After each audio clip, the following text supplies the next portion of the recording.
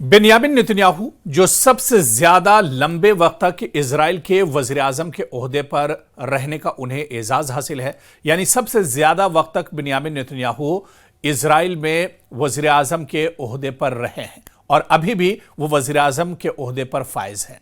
और अब तक मुल्क की सियासत में सबसे नुमाया और ताकतवर शख्सियत भी हैं। गजा जंग के बारे में अपने इस मौकफ से पीछे नहीं हटे जो उनके ख्याल में बुनियादी सच्चाई है। हमास ने 7 अक्टूबर को एक ही दिन में इजराइल को बदतरीन शिकस्त दी और यह खौफ कि वो सरहदें तोड़ सकता है और बहुत से लोगों को हलाक कर सकता है, यरगमाल बना सकता है, इजराइल में अब भी बहुत ज्यादा डर एक तरह से इसका बैठा हुआ है।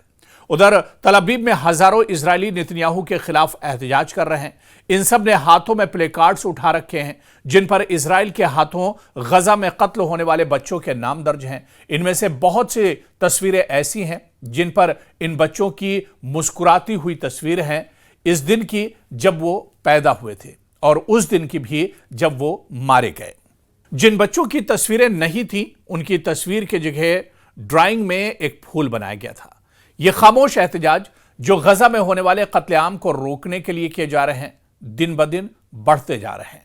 कुछ एहतजाज उन हवाई अड्डों के बाहर भी हो रहे हैं जहां वो इन पायलट्स की तवज्जो हासिल करना चाहते हैं जो गजा में बमबारी करने के लिए पहुंच रहे हैं। लेकिन यह एहतजाज अब भी अक्सरियत का मौकफ नहीं, अक़लियती हैसियत रखते हैं।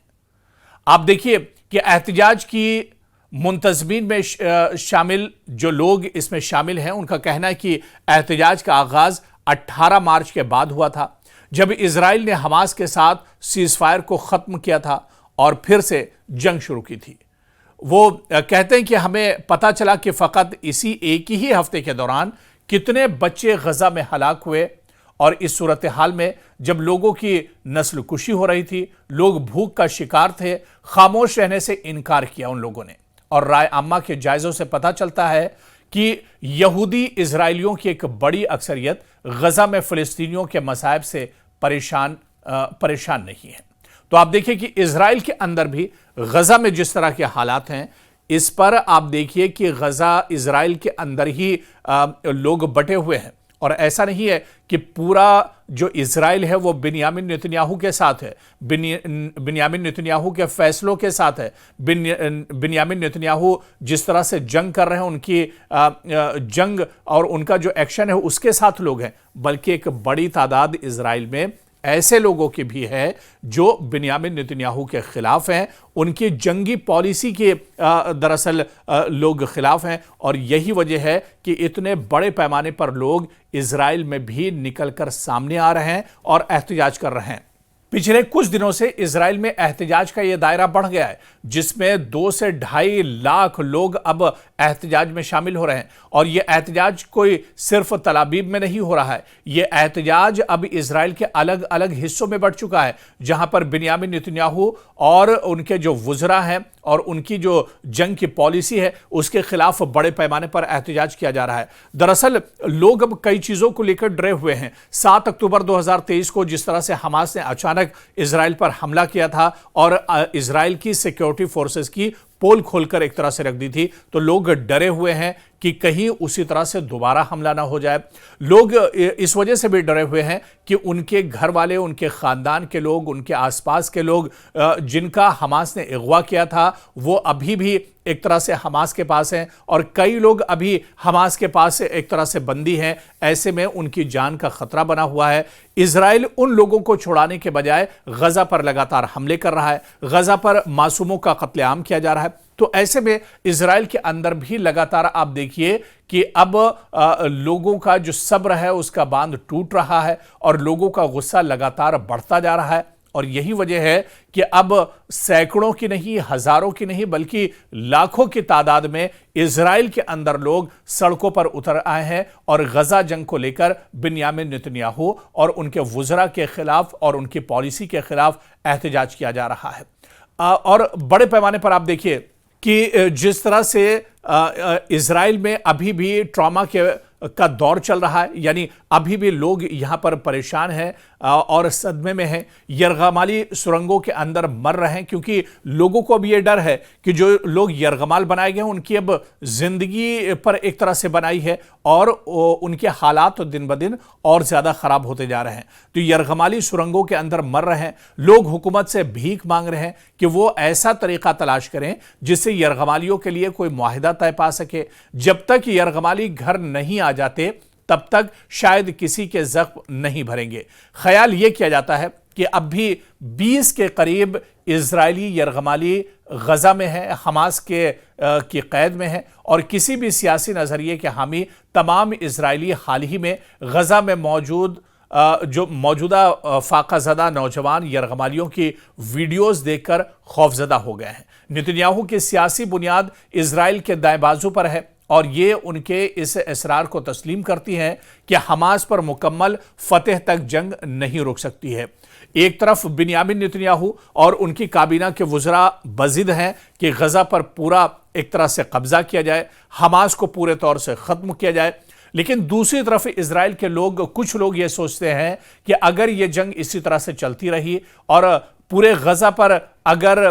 कब्जा करने की ये लड़ाई चलती रही तो फिर ये जंग अभी और ज्यादा खिंचेगी। और अगर ये जंग और ज्यादा खिंचती है तो जो लोग अभी भी हमास के पास कैद हैं, जो लोग जिन्हें हमास ने अगवा किया है, उन लोगों की जान पर एक तरह से बनाएगी, क्योंकि हमास ने जिन लोगों को अगवा किया था उनमें कई लोग एक तरह से दम तोड़ चुके हैं, कई लोगों की मौत हो चुकी है। लेकिन अब इजराइल के लोग चाहते हैं कि जो लोग अभी भी जिंदा हैं उन्हें अब बातचीत के जरिए से वापस लाया जाए, जंग का सिलसिला रुकना चाहिए और जो यरगमाली हैं हमास के पास उन्हें वापस लाना चाहिए। और सबसे ज्यादा जो दरअसल नाराजगी है वो इसी बात की है कि इजराइल के बिन्यामिन नेतन्याहू जो इजराइल की यरगमाली हैं उन्हें छुड़ाने की कोशिश नहीं कर रहे हैं। अगर उन्हें छुड़ाने की कोशिश होती तो हमास के साथ राब्ता किया जाता, हमास के साथ बातचीत का दौर शुरू होता, लेकिन यहां पर लगातार इजराइल गजा पर बमबारी कर रहा है, गजा पर लगातार जो मासूम है उनका कत्लेआम किया जा रहा है। तो बातचीत के टेबल पर ना आकर इजराइल लगातार अपनी नापाक हरकत अंजाम दे रहा है और शायद यही वजह है कि इजराइल के अंदर अब बिन्यामिन नेतन्याहू के खिलाफ नाराजगी शदीद होती जा रही है, नाराजगी अब बढ़ती जा रही है। और इसी वजह से माहिरीन मानते हैं कि अब इजराइल भी गजा के मामले को लेकर, गजा की इस जंग को लेकर इजराइल भी अब बढ़ता जा रहा है। इजराइल अब दो हिस्सों में बढ़ता जा रहा है, एक हिस्सा वो जहां पर बिन्यामिन नेतन्याहू के साथ कुछ लोग खड़े हैं और दूसरा हिस्सा या दूसरे लोग वो जो बिन्यामिन नेतन्याहू की इस नीति और इस पॉलिसी के खिलाफ खड़े हुए हैं। तो अब इजराइल भी बढ़ता हुआ नजर आ रहा है, इजराइल के अंदर भी अब बेचैनी नजर आ रही है। इजराइल में भी अब लोग दरअसल दो फाड़ हो गए हैं, जिनमें कुछ लोग बिन्यामिन नेतन्याहू के साथ हैं, लेकिन एक बड़ी तादाद ऐसी है जो बिन्यामिन नेतन्याहू के फैसलों के खिलाफ है। तो ऐसे में अगर